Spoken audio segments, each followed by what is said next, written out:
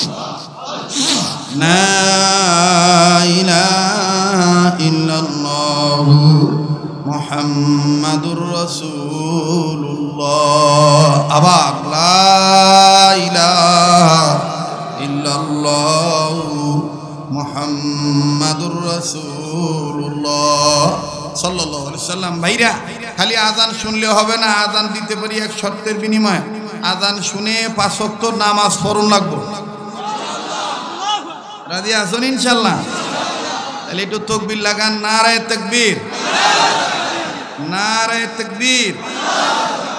Radio খুললে দেখবেন কারি Mohammad Ubaidullah হুজুর কত সুন্দর মধুর কণ্ঠে বলেন। বলবো নি? আল্লাহু আকবার, আল্লাহু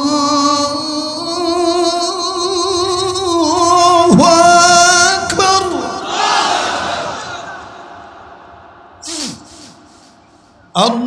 আল্লাহু আকবার, আল্লাহু আকবার। আশহাদু আন লা ইলাহা ইল্লাল্লাহ,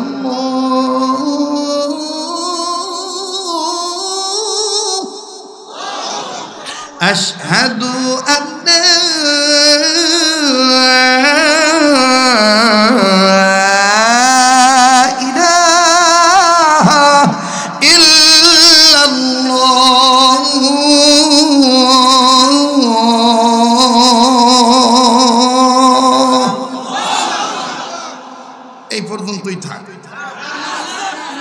আর একটু অনেকে কয় এটা মক্কা মদিনার সুর না, এটা বাংলাদেশি সুর।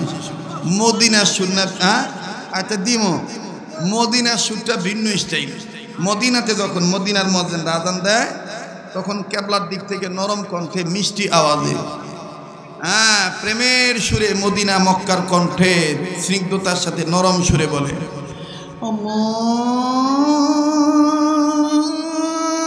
আল্লাহু আকবার, আল্লাহু আকবার, মারহাবা কন।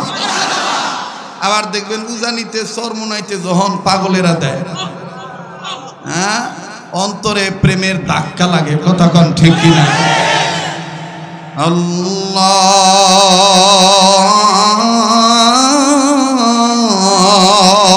আল্লাহু আকবার, আল্লাহু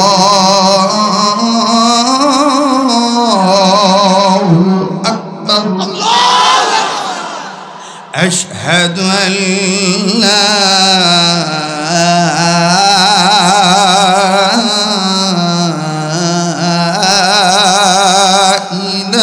ইলাহা ইল্লাল্লাহ,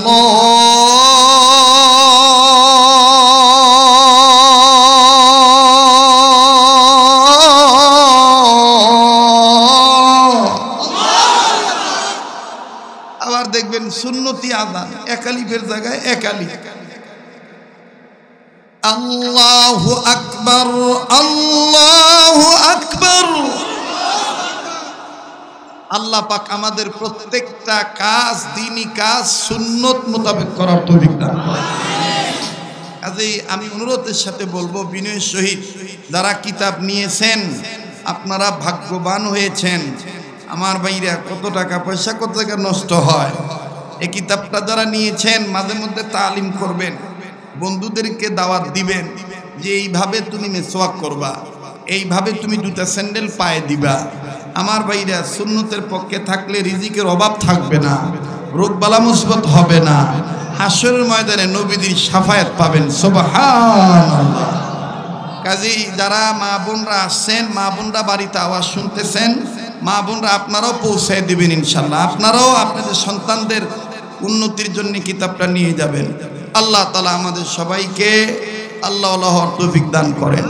ভাই শেষ করার আগে আমি আবারও আগামী 22, 23, 24 নভেম্বর চরমনের অগ্রহায়ণের মাহফিল, নিজেরা যাবেন, অন্যজনকে নিয়ে যাবেন। আমার এই ব্যবসায়ী ভাইদের জন্য দোয়া করবেন। সবাই দোয়া চাইছে আমার কাছে, বিশেষ করে হারুন ভাই এবং আমাদের আরও যারা ভাইরা আছেন সকলে দোয়া চাইছেন। সবার জন্য দোয়া হবে ইনশাআল্লাহ।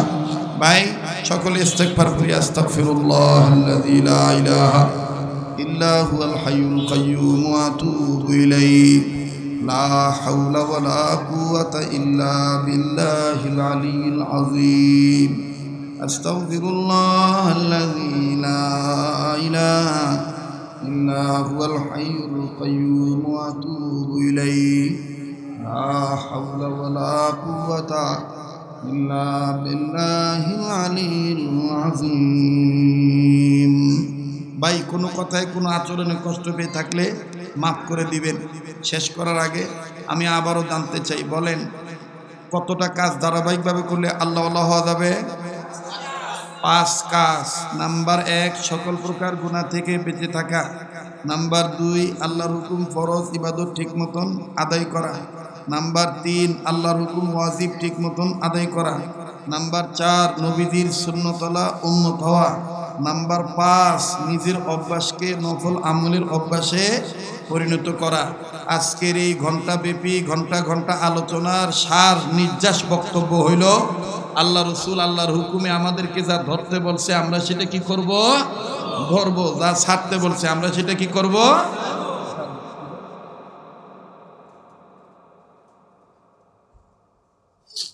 আচ্ছা জি। এই সমিতির যিনি প্রতিষ্ঠাতা সেকান্দার কোম্পানি, উনি খুব অসুস্থ। আল্লাহ যেন ওনাকে সুস্থ করে দেন, এই জন্য দোয়া করবেন সবাই, সবার জন্য দোয়া করবেন। হ্যাঁ, বই পুস্তকের জন্য এখন নয়, আপনার মোনাজাতের পরে পাবেন ইনশাআল্লাহ। দোয়া হচ্ছে ভাই, জীবনের শেষ মোনাজাত হইতে পারে, যার মনে যা চায় আল্লাহর কাছে চেয়ে নিবেন।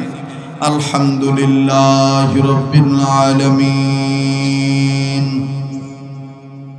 والصلاة والسلام على أشرف الأنبياء والمرسلين محمد وعلى آله وأصحابه أجمعين ربنا ظلمنا أنفسنا وإن لم تغفر لنا وترحمنا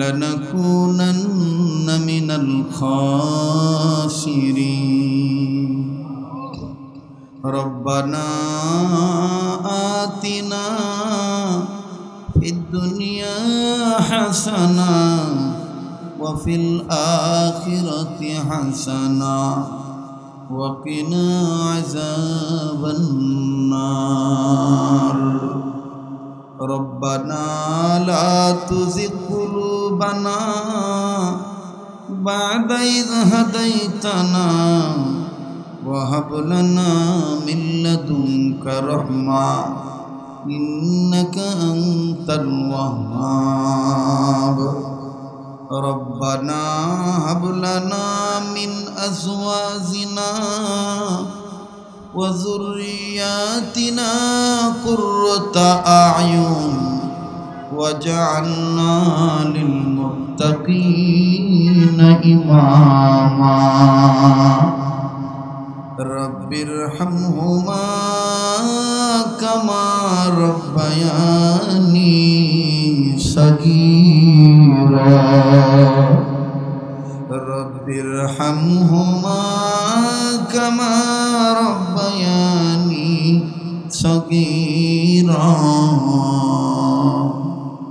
يا حي يا قيوم برحمتك نستغيث حسبنا الله ونعم الوكيل نعم المولى ونعم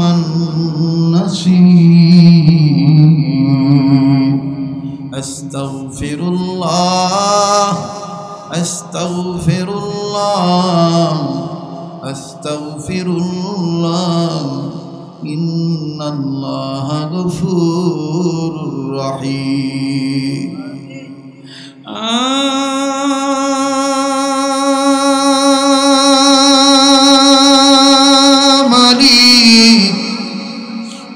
মালিক আমরা গুনাহগার, গুনার বোঝা মাথায় নিয়ে তোমার দরবারে নদীর ধারে বসেছি গো আল্লাহ। ও গো আল্লাহ, জীবনে কত মাহফিলে কত জায়গায় মোনাজাত করেছি গো আল্লাহ, কোন দিনের মোনাজাত তুমি কবুল করছো জানি না গো আল্লাহ। আজকের মাহফিলের মোনাজাত তুমি ফেরত দিও না আল্লাহ গো। অগমালি তুমি যদি কবুল না করো কবুল করবে গল আমালি। আমরা কই যাইতাম, কার কাছে যাইতাম গল? দুনিয়ার নিয়ম হইল দুনিয়ার কোন ফকির এক দুয়ারে ভিক্ষা না পেলে আর এক দুয়ারে যায়। দুনিয়ার কোন মামলার আসামি এক কোটে জামিন না পাইলে আর কোটে যায় গো আল্লাহ। দুনিয়ার কোন রোগী